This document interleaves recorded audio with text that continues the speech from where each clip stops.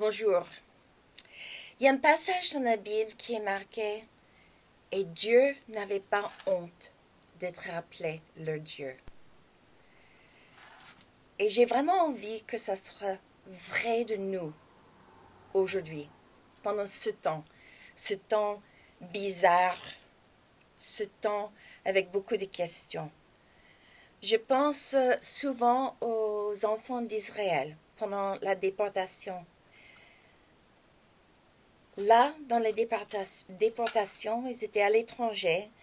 Ils ne pouvaient pas monter au temple. Ils ne pouvaient pas aller aux synagogues. Ils ne pouvaient pas adorer, louer l'Éternel, leur Dieu, comme ils avaient envie. Comme Dieu leur avait dit de le faire. Ils ne pouvaient pas. Ils ne pouvaient pas. C'était impossible. Ils étaient loin du temple. Et ils étaient obligés à respecter les lois du pays. Mais là, au milieu de ça, au milieu de cette déportation, où ils ne pouvaient pas adorer, louer le Seigneur, comme eux, ils avaient envie, comme Dieu leur avait dit de le faire. Là, Dieu leur dit, je t'aime d'un amour éternel. Je connais les projets que j'ai pour toi, pour vous. C'est pour une espérance, c'est pour un avenir. Et c'est ça ce que Dieu nous dit aujourd'hui. Dans notre déportation, où nous ne pouvons pas adorer l'Éternel comme nous voulons, nous rassembler tous ensemble, en nous embrassant, en ne nous prenant pas les bras, par le coude, dans la joie, être ensemble, nous ne pouvons pas. Mais nous pouvons entrer dans sa présence, le lieu très saint, parce que c'est ouvert pour nous. Et nous pouvons l'adorer de tout cœur. Nous pouvons prendre soin les uns des autres, ceux dans l'Église, ceux qui sont à l'extérieur. Nous pouvons donner l'exemple. J'ai vraiment envie que l'Église soit ceux qui montrent le chemin, qui montrent le modèle pour prendre soin les uns des autres, protéger les uns des autres. Qu'ils peuvent nous regarder, les gens dans le monde, et voir notre joie, notre confiance et notre soin les uns pour les autres. J'ai testé un athlète cette semaine qui venait d'arriver en France, d'un autre pays en Europe, où le Covid a baissé et est bien stable en bas. Et elle était choquée. Elle dit, mais comment ça se fait que je vais au magasin et moi je porte le masque et il n'y a personne d'autre qui porte le masque? C'était avant le décret du président. Mais dans son pays, il n'y avait pas un décret, il n'y avait pas de loi, mais il y avait le cœur de prendre soin les uns des autres. Elle dit, je ne comprends pas. Moi, je protège vous tous et vous ne me protégez pas. J'ai vraiment envie que nous, en tant qu'Église, là où nous sommes, parce que nous sommes l'Église pas rassemblée à cet instant, nous sommes l'Église dispersée pour l'instant. Nous sommes les petites lumières dispersées dans les ténèbres. Je veux que les gens voient la lumière, voient notre amour pour les autres. Parce que nous ne faisons pas selon nos envies, mais selon ce qui va amener la vie. Ma mère, qui a 97 ans, était aux États-Unis et ça devient dur et long pour elle parce qu'elle ne peut pas avoir les visites, ne peut pas voir le monde. J'ai dit, mais maman, on va gagner si on est sage, si on est discipliné, si on prend soin des uns des autres. Pour l'instant, ne pas te visiter, et quand on te visite, on reste à distance, c'est l'amour le plus grand que nous pouvons avoir. Alors, laissons-nous entrer ensemble, dispersés, dans la présence de Dieu et reconnaître que lui, il est notre raison d'être. Et que dans tout ce que nous faisons, toutes nos pensées, toutes nos paroles, toutes nos attitudes, que Dieu peut dire, il n'a pas honte d'être appelé notre Dieu. Alors venons mes amis, venons ensemble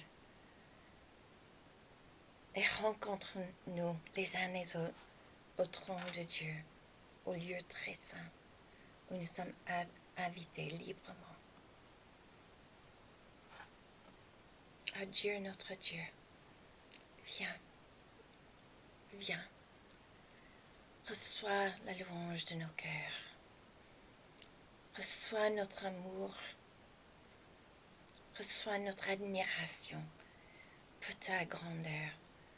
Nous voulons t'honorer en tout ce que nous faisons, tout ce que nous disons, dans toutes nos attitudes.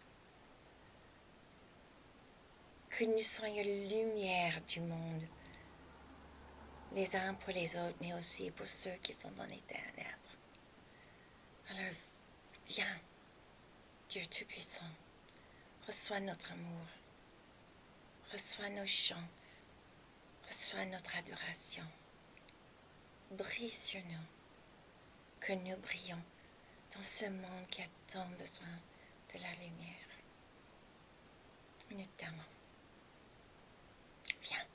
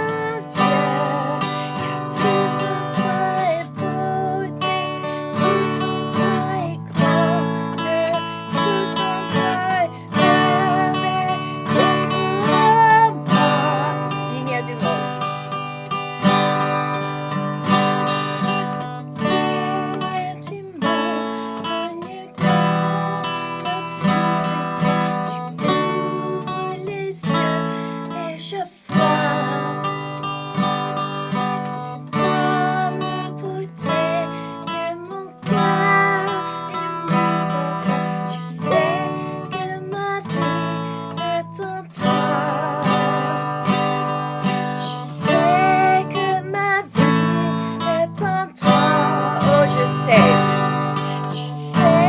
que la vie est en toi. Me voici pour louer, me voici à tes pieds, me voici pour dire, tu es mon Dieu. Car tout en toi est beauté, tout en toi est grandeur, tout en toi est merveille pour moi.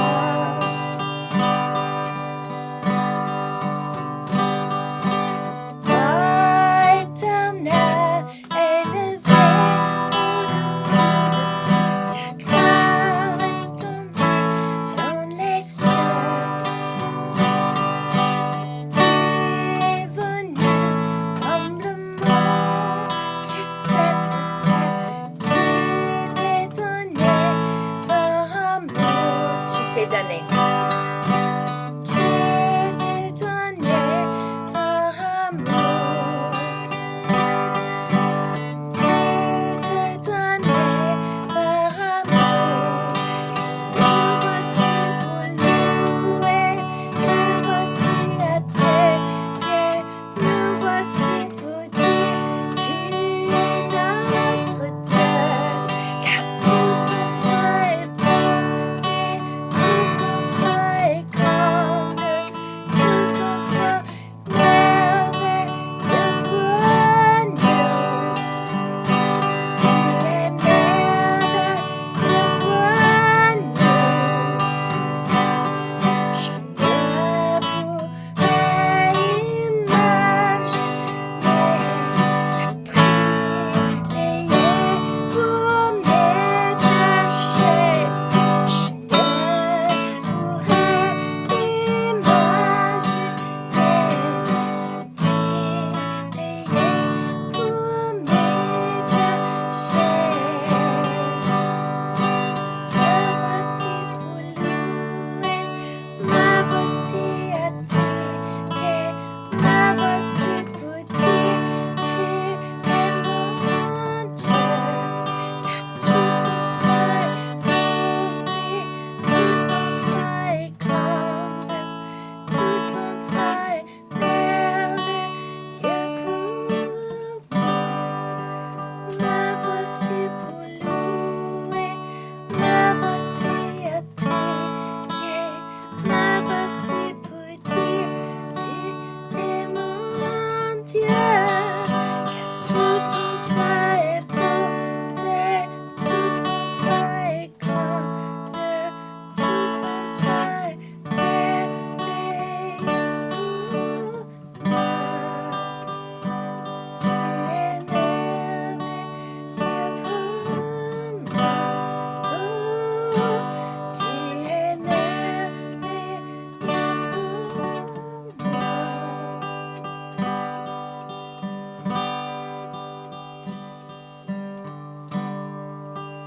Me voici pour louer, me voici à tes pieds, me voici pour dire, tu es mon Dieu.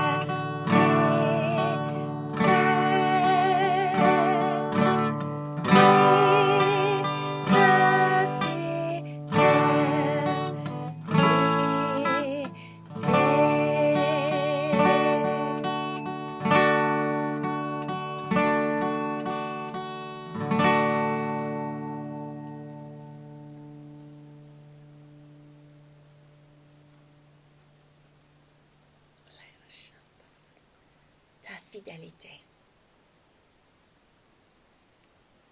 Toi qui étais, qui est et qui sera pour l'éternité. Tu es toujours fidèle envers moi, envers nous. Chaque matin, tes bontés, ta bienveillance se renouvellent. Nous te bénissons, toi, le Saint. Nous t'adorons. Nous t'adorons. Nous te louons. Et nous voulons t'honorer en tout ce que nous faisons. Chaque jour. Que nous soyons vraiment les reflets de ta bonté, ta bienveillance, l'espérance que tu donnes, ta lumière. Dans ce monde qui a tant besoin d'espérance, de lumière, de joie. Brille sur nous. Remplis-nous. En ton nom, Jésus, nous t'adorons. Père, Fils et Saint-Esprit. Amen. Bonjour les amis, je suis à nouveau très content d'être avec vous. Bon, malgré la distance, malgré aussi une différence d'horaire, lorsque vous écoutez ce message, Sandra et moi serons dans l'avion en train de nous rendre pour garder les enfants d'Elisa pendant que la couche de son troisième. Voilà. Mais Dieu est éternel. Il n'est pas limité par l'espace et par le temps.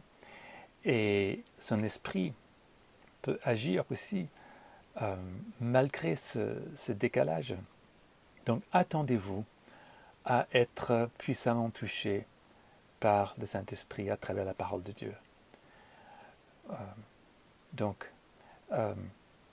Je pense aussi que beaucoup se lassent de ce temps de séparation, de cette crise sanitaire. Et donc, bien que légalement, la crise s'est terminée le 10 juillet, la crise ne respecte pas nos lois et le virus est toujours là. Mais je pense que le fait d'être séparé pendant un temps, d'être obligé de faire des cultes à distance, ça doit nous amener aussi à chérir nos rassemblements, à ne pas les négliger, et donc à ne pas les négliger à distance, et d'autant plus lorsqu'on pourra le faire à nouveau en personne. C'est un privilège, on est béni lorsque nous nous réunissons au nom du Seigneur pour l'adorer ensemble. Lorsque 2 ou 3 sont réunis, Jésus dit, réunis en mon nom, je suis au milieu de vous. Donc, le Seigneur est présent. Le Seigneur est là avec nous. Et j'ai entendu aussi des parcours alpha ont envoyé un message en disant qu'il n'y a jamais eu autant de personnes qui cherchent le sens de la vie, qui cherchent l'éternité, qui cherchent Dieu à travers des recherches Internet. Jamais avant autant de personnes en recherche. Donc prions aussi pour que ces personnes trouvent. L'Église se réunit toujours, l'Église est toujours présente, mais l'Église a dû sortir de ses murs pour se réunir autrement, pour annoncer la parole de Dieu autrement. Et prions pour que cela porte ses fruits dans nos vies, mais aussi dans les vies de tous ceux que nous aimons. Alors prions le Seigneur. Seigneur, merci pour ta parole. Enseigne-nous encore aujourd'hui. Et Seigneur, non seulement un enseignement intellectuel, mais quelque chose qui nous transforme la vie. Qui nous transforme notre façon de nous voir, de te voir toi, de voir les autres et notre façon d'agir. Et nous nous demandons au nom de Jésus. Amen. Alors, quelque chose que j'ai lu ce matin dans la lettre de Paul à Philémon m'a fait penser à vous tous et je vais vous les lire. Je demande à Dieu que ta participation à la foi soit efficace pour la cause de Christ. Alors Paul prie cela pour Philémon, et ce matin je prie cela pour vous tous, que votre participation à la foi soit efficace pour la cause de Christ. Voilà, le Seigneur nous a invités à entrer en relation avec lui par la foi, et ça doit avoir une efficacité pour l'œuvre de Dieu ici sur la terre. Nous sommes là pour une raison. Nous sommes là pour être une bénédiction pour d'autres personnes et pour transformer le monde. Alors aujourd'hui, on va travailler sur un passage qui m'est très cher à cœur. C'est le passage que j'ai étudié pour ma mémoire de maîtrise en théologie. Il s'agit de livre d'Ésaïe au chapitre 9. Et donc, nous allons lire un certain nombre de ces versets aujourd'hui. Alors, on va commencer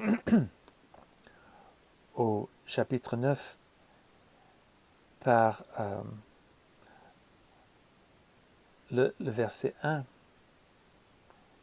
Le peuple qui marchait dans les ténèbres verra briller une grande lumière, elle resplendira sur ceux qui habitaient le pays dominé par d'épaisses ténèbres. Et on pourrait dire aujourd'hui que notre pays, notre monde, est dominé par une espèce de ténèbres, des ténèbres épaisses. Les ténèbres de cette maladie. Mais ce n'est pas la première fois dans le monde qu'il y a eu des ténèbres, qu'il y a eu des problèmes, qu'il y a eu des difficultés. Mes grands-parents me parlaient de la Grande Dépression. Mes parents me parlaient de la Deuxième Guerre mondiale. Il y a eu des temps d'épreuves, des temps de ténèbres. Et dans les ténèbres, le Seigneur aime bien annoncer l'espoir, annoncer la délivrance. Et c'est ce que Ésaïe fait dans la suite de ce passage. L'Éternel te fait abonder d'allégresse. Tu fais jaillir une très grande joie.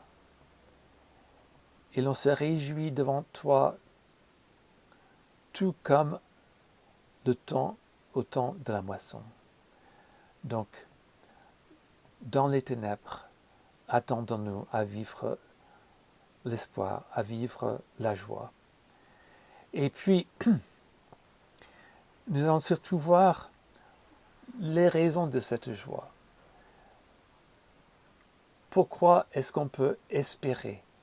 Pourquoi est-ce qu'on peut se réjouir encore malgré ces ténèbres? Et c'est à cause d'une personne. Déjà, cette personne a été annoncée au chapitre 7, verset 14, où Ésaïe dit « La jeune fille deviendra enceinte, la Vierge deviendra enceinte, elle enfantera un fils et lui donnera le nom d'Emmanuel, le nom de Dieu avec nous. » Donc, Ésaïe chapitre 9, on revient sur la naissance d'un enfant. Et je vais lire ma traduction de ce passage, que j'ai beaucoup travaillé, donc à travers le travail sur le texte hébreu.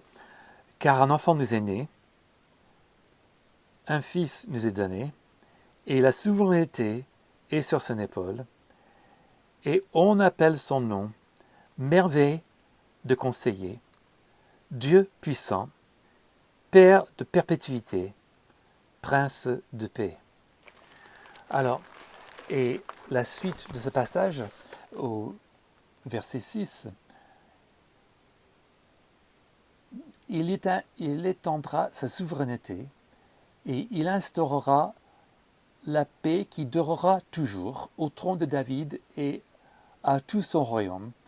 Sa royauté sera solidement fondée sur le droit et sur la justice, dès à présent et pour l'éternité.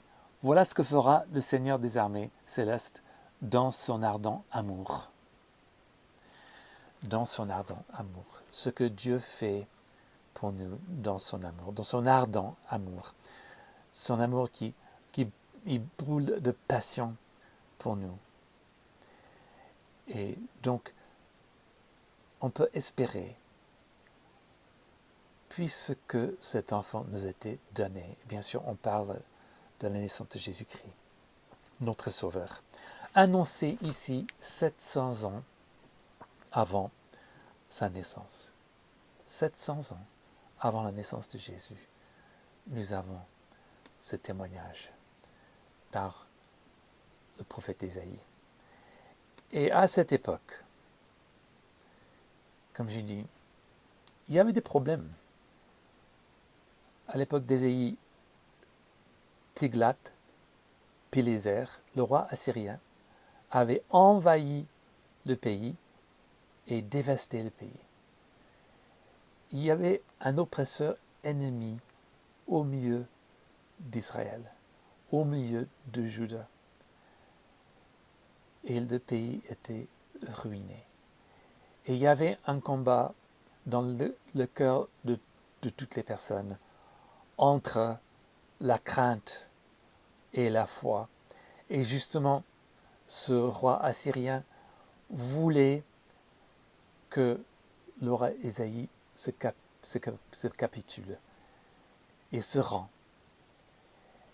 Il voulait faire peur. Il voulait encore terroriser le peuple. Mais à travers Ésaïe, Dieu a appelé son peuple à la foi. Et là aussi, nous devons être aujourd'hui un peuple de foi, un peuple d'espérance. Nous ne devons pas vivre dans la crainte, dans le désespoir, dans le désarroi. Nous avons reçu la lumière, la sagesse, le salut, l'espérance, en sachant que le temps de l'épreuve est limité.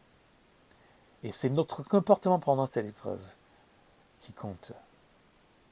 Donc Ésaïe fait entendre un lueur d'espoir à ces personnes qui étaient dominées par un oppresseur étranger qui leur faisait le siège et qui voulait détruire Jérusalem et qui demandait à Jérusalem de se rendre. Il demandait au roi Ézéchias de se rendre. Et Ézéchias a refusé de le faire parce qu'il a mis sa confiance en Dieu. Il a refusé de capituler à la crainte, de capituler à ce roi puissant qui se vantait de toutes ses conquêtes et de toute sa puissance et la puissance de son armée devant les murailles de Jérusalem. Mais le salut vient de Dieu lui-même. Et donc cet enfant qui devait naître, et justement c'est Dieu lui-même qui vient au milieu des ténèbres pour sauver.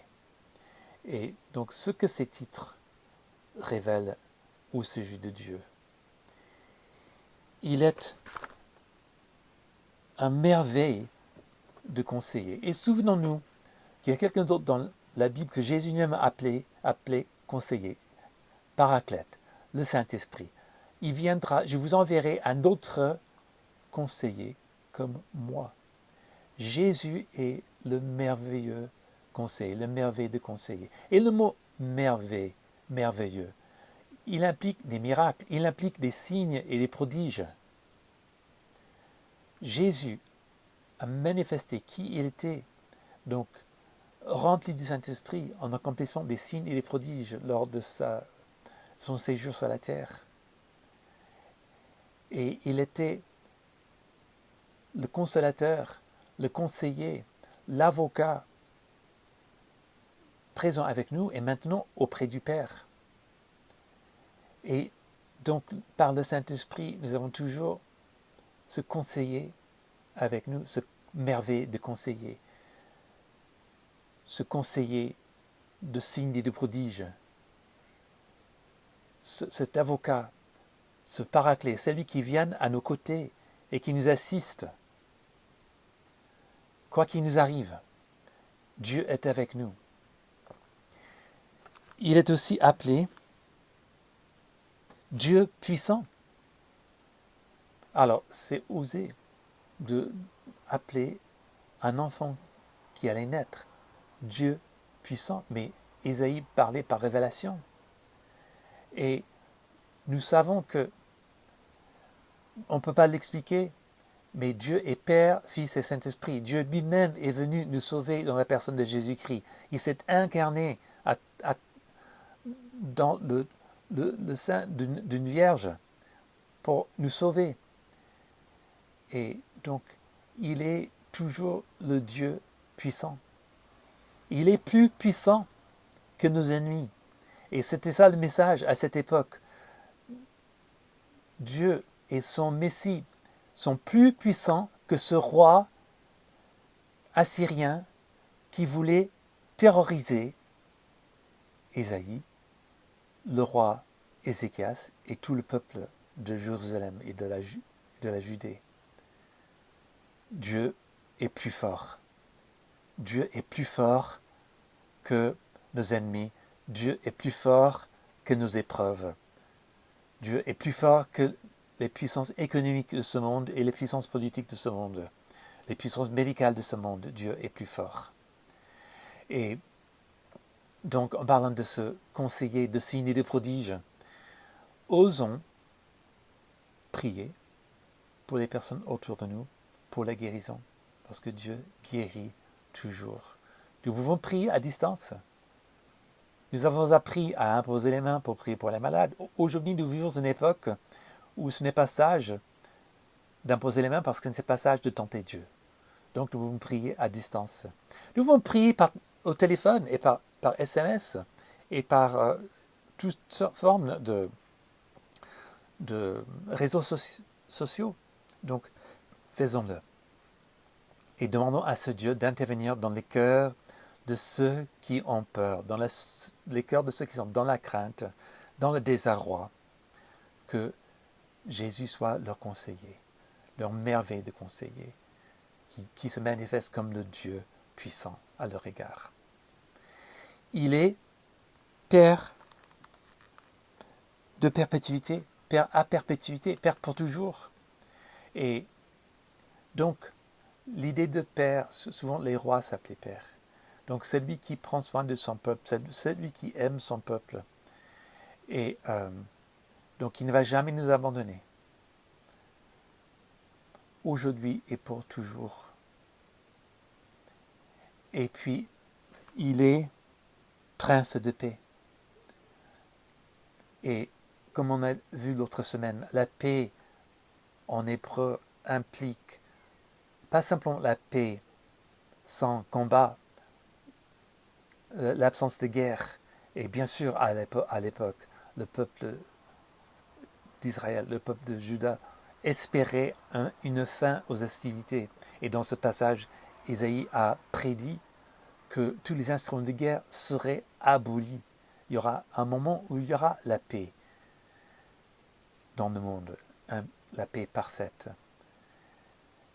Mais la paix, ce n'est pas simplement l'absence de conflit, c'est aussi la prospérité, la santé, le bonheur, une vie pleine, une vie abondante. Donc Jésus est le prince qui nous amène tout ça.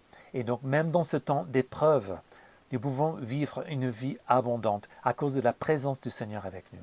Alors sachons-le et accrochons-nous à cette vérité. Et puis le verset suivant, il n'y aura pas de fin à l'accroissement de sa souveraineté et la paix du trône de David et de son royaume. Dès sa résurrection, dès la Pentecôte et l'envoi du Saint-Esprit, dès l'instauration de l'Église, Jésus ne fait que continuer l'accroissement de son règne, d'étendre son règne. Et nous prions lorsque nous prions de notre Père, que ton nom soit sanctifié, que ton règne vienne, que ta volonté soit faite sur la terre comme au ciel. Nous participons à l'extension du royaume de Jésus sur la terre par nos prières, par notre vie, par notre foi, notre confiance, notre fidélité au Seigneur, notre consécration, notre zèle pour le Seigneur et pour ses œuvres et pour son appel sur nos vies. Nous lui appartenons, nous lui devons tout. Donc sachons-le. Et donc, sa royauté sera solidement fondée sur le droit et sur la justice, dès à présent et pour l'éternité. Et voilà ce que fera le Seigneur des armées célestes dans son ardent amour. Donc nous pouvons faire confiance au Seigneur qu'il y aura une fin de cette crise. Il y a l'espérance devant nous. Il y a le salut devant nous, puisque Dieu est plus fort que nos épreuves. Dieu est amour. Un enfant nous est né, un fils nous est donné. Emmanuel est avec nous. Il est le merveilleux conseiller. Il est le Dieu puissant. Il est Père à perpétuité. Il est Prince de paix. Il est toutes ces choses. Aujourd'hui, tournez les yeux vers Jésus. Faisons-lui confiance. Et il vous bénira par sa présence, par son Saint-Esprit qu'il a fait vivre en vous. Donc, nous voulons terminer par la prière pour inviter le Seigneur à se manifester encore à nous, comme il a fait à travers Isaïe pendant un temps de ténèbres il y a longtemps. Prions. Seigneur, nous te remercions. Tu es fidèle, tu es toujours le même, hier, aujourd'hui, éternellement. Et les promesses que tu as faites à l'époque de ce siège de Jérusalem, il y a 700 ans, ces paroles sont encore vraies aujourd'hui, tes promesses sont encore vraies aujourd'hui. Tu es toujours le même. Tu es celui qui fait briller la lumière dans les ténèbres. Alors déjà que la lumière brille dans nos cœurs et dans nos esprits, dans nos familles, dans notre Église et à travers nous, à tout notre entourage, Seigneur. Et pour ceux qui doutent, pour ceux qui ont la peur, qui sont craintifs, Seigneur, soulage leur cœur. Enlève la crainte au nom de Jésus. Je bannis la crainte. L'amour parfait bannit la crainte. J'ordonne à la crainte de partir au nom de Jésus. Et que la paix vienne. La paix donnée par le prince de paix lui-même. Le prince de Shalom.